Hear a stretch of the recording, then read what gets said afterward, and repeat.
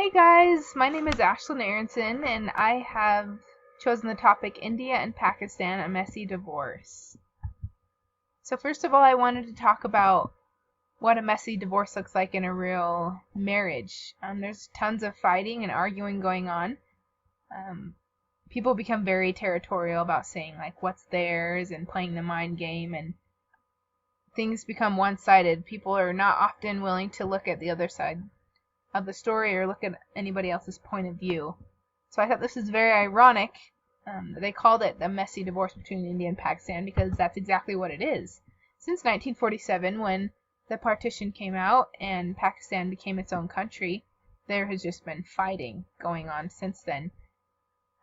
This picture shows Muslims fleeing from India to Pakistan. The same happened with the Hindus living in what was to become Pakistan.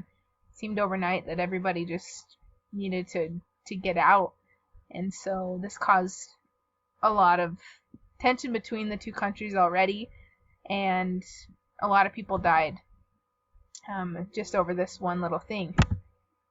The main conflict, the main cause of all the conflicts has been Kashmir. During the partition, both countries were under the impression that they were going to receive the princely state of Kashmir. And so when it kind of became an independent state, India and Pakistan have been fighting over it ever since. And so, as this quote says, the Kashmir issue has been the main cause, whether indirect or direct, of all major conflicts between the two countries, with the exception of the Indo-Pakistani War of 1971, where we'll talk about that a little bit later. And so there's been more wars in Kashmir. In 1965, it looked like there might have been a ceasefire and things were going to stop, but it's continued. In 1989, Kashmir had finally started to get back on their feet, and no sooner India and Pakistan began to fight over them again. So the Indo-Pakistani War of 1970 was known to be the shortest war in history. It was 13 days long, and so many things happened in these 13 days.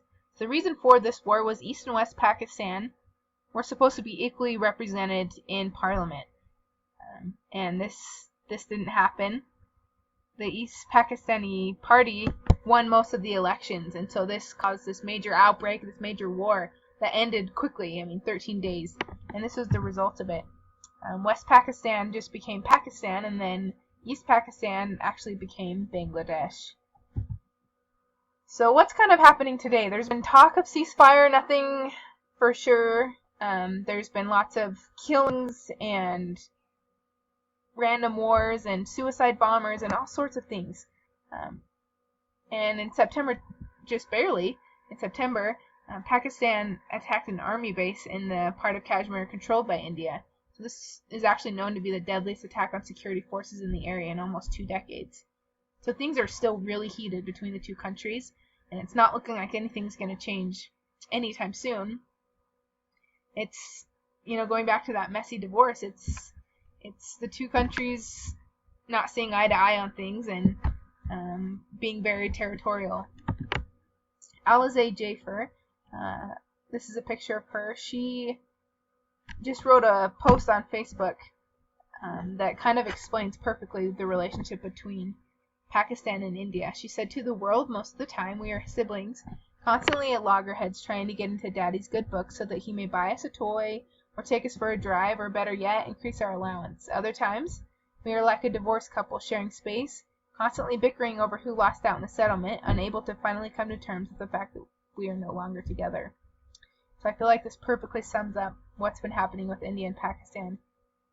An outsider might think that everything's okay, but when we really study and look into it, we realize like how much of a conflict the two have had ever since the partition.